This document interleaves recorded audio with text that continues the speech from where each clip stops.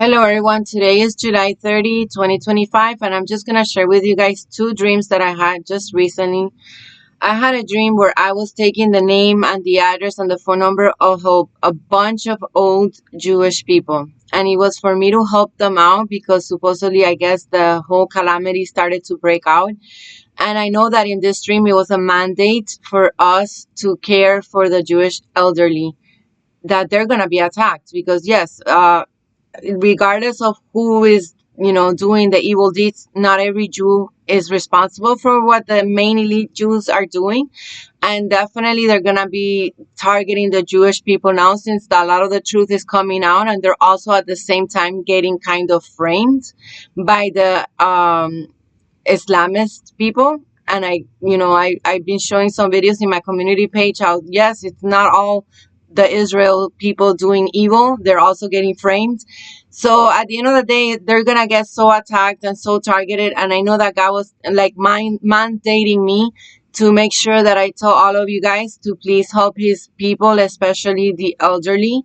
We are not to judge anybody, guys. We don't know who is who and who's doing what. I know, like I've said many times, the people are blended together, and we cannot put everyone in one simple category. And definitely God wants us to help his Jewish people, especially the vulnerable ones. And it just so happens that for many years I used to donate to these people, and they're called International Fellowship of Christians and Jews. And I stopped donating to them because I used to give them my tithes, but then I started giving my tithes to this ministry. Is called uh, Child Fund, and this is the little boy that I have been sponsoring together with my husband for now 3 years. And so, but I'm just, sharing these two ministries so that you guys know that definitely there is a ministry that you can help out the Jewish people. These people right here, they give money to a lot of elderly people that cannot work anymore, and they're Jewish, and they have, like, they give them food, they give them health care.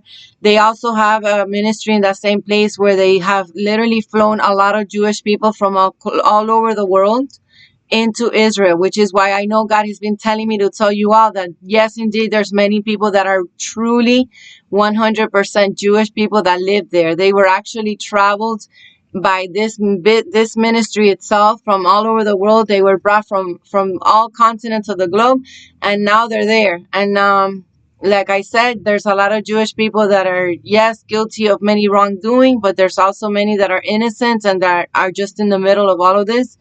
And definitely, I know God is giving me this mandate to help them again. And so I'm going to have to start giving money again to them, and to tell you all to please help them as well. And when the calamities begin, do not attack them. Let's have the love of God and help them to receive the gospel, help them to open up their eyes to understand that Yeshua HaMashiach, Jesus Christ, is the Messiah, and that they have been deceived, because in true word, this is what God wants. He wants us to go out there and be his hands and his feet and rescue all of these Jewish people that have been blindfolded by the enemy, and reveal Jesus to them. So let's rescue them, let's evangelize them, and let's help them. Let's not condemn them, let's not judge them like the world is about to start to do. And even if they are guilty of many horrendous things, like all of us had one time in our lives that we were not holy and we were not perfect, and God had mercy on us, let's also have mercy on them. And let's understand that they have their own temptations that are different from ours concerning culturally wise. And we just gotta have patience and try to see if we can win these people for Jesus. Another dream that I had, and is I guess correlated.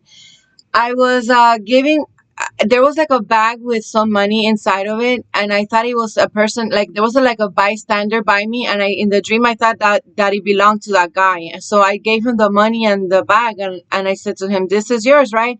And he's like, he took it, but he didn't really say anything. And then some other person came and said, "No, no, no, that's mine, that's mine." And so when I tried to retrieve the money from his hands to give it back to the rightful owner, this guy goes, "No, but you gave it to me, so now it's mine." And so there was a bunch of people in this place where I was in my dream. And then I said, there's a big problem among the people, that they just don't know how to be generous. They don't know how to give, and they don't know how to be kind, and they don't know how to let go of the money. They just want and keep and greed, and it's all about them. And I was saying that we needed to learn to donate to people and to be generous and to not steal practically.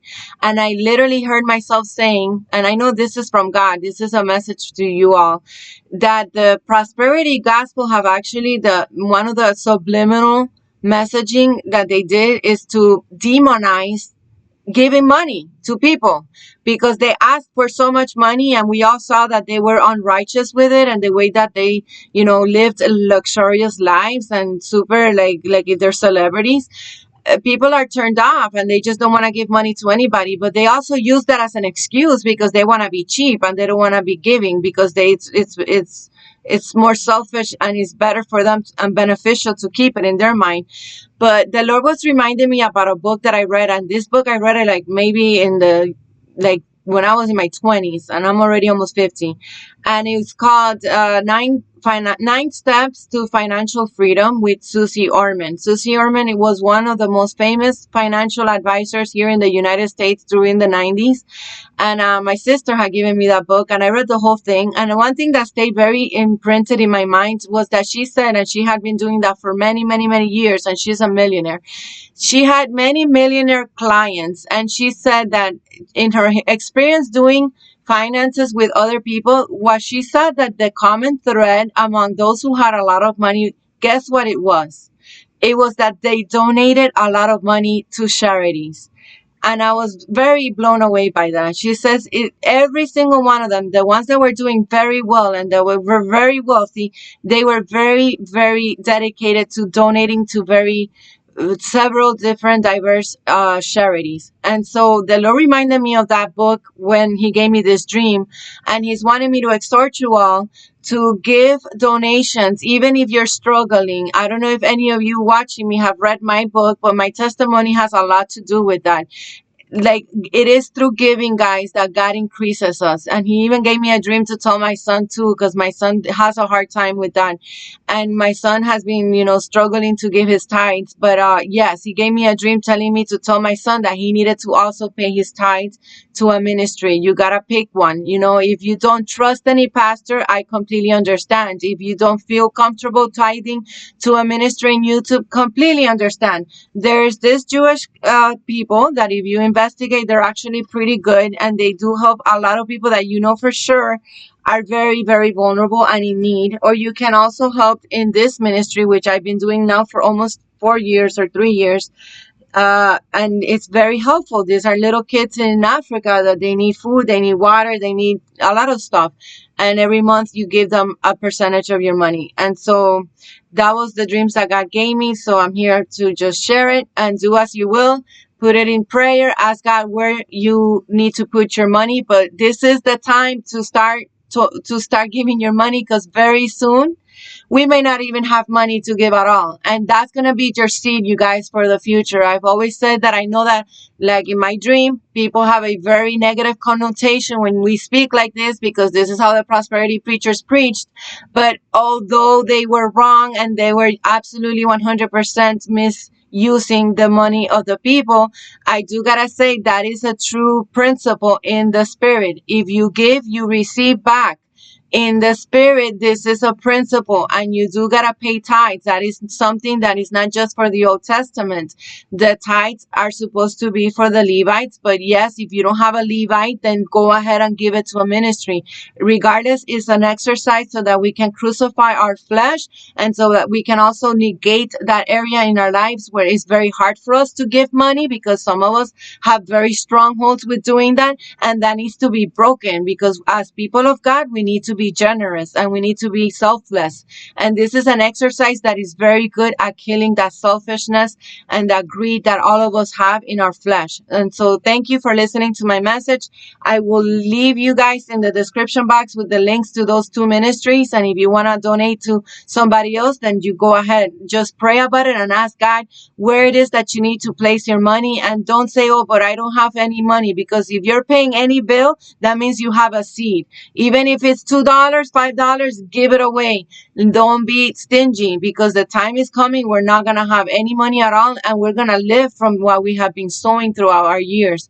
So it's almost over. We don't have much more time left, and we're going to be reaping our seeds in the harvest to come. And if you sowed very little, you might just not have enough. So please, guys, take my advice. I've practiced this my entire life, and I have endured a lot of poverty.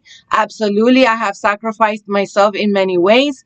To this day, I live in a trailer that's literally falling apart. I don't have my own car. The car that I drive has to be shared between me and my son because we don't have money for another one. My husband is literally with a hernia that it's like very dangerous because we haven't been able to take care of that, and he's working all injured because he's getting into all these different accidents, and he's like, his body's just not well. So I don't even know how long he's gonna be able to keep working, which when he stops working, that's the end of this channel as well, because he's the one who's paying for all of this actually. I just have a neighbor that moved next to my house, and they are a couple that love to smoke weed all day and all night. And unfortunately for all of us here, that when they blow their smoke, it goes below the trailer and up the AC, and it smells disgusting in this house now. It's constantly disgusting smell of weed, like if they were smoking inside of my trailer, and there's nothing we can do.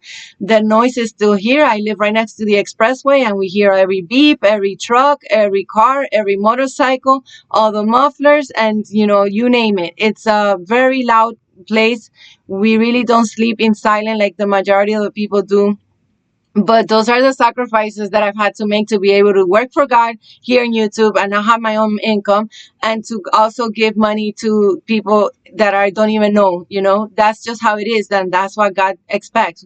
He expects us to sacrifice. And he has told me many times when I used to pray, because I don't pray like that no more, to please move me out of this trailer because I couldn't take it no more. And he even gave me a dream and gave me words that he never intends for me to be comfortable. And literally my entire life, my son is a witness, I've never truly been comfortable. It's always a struggle, but that's how he keeps me on my toes, and that's how he keeps me in prayer, and he keeps me humble. And I gotta just be thankful for what I do have, and realize too that no matter how bad I have it, there's a lot of people that have it worse. I did spend 10 years of my life without a car too. So you all know I went to all the places in bus or walking, or people used to have to give me rides.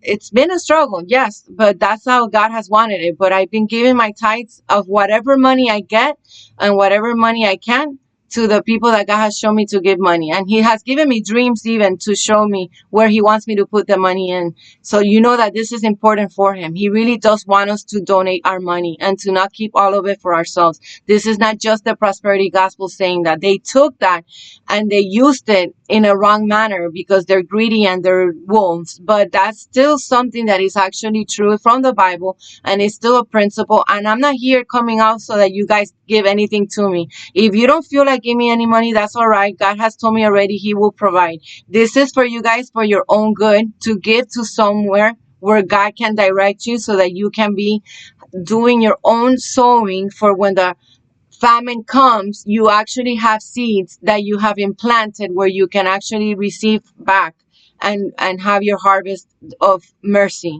whatever that means. This is not for you guys to donate to me. God has already told me that whether you guys donate or not, this is my job, and he wants me here, and he will provide one way or the other. This is for you guys to just have that conviction that I have, that it is important that we give some of our money away and we don't just store the whole thing. And I'm gonna give you the two options that you have there concerning the ministries, but you can also choose something else. May God bless you, and thank you for listening to my message. I'll see you on my next one.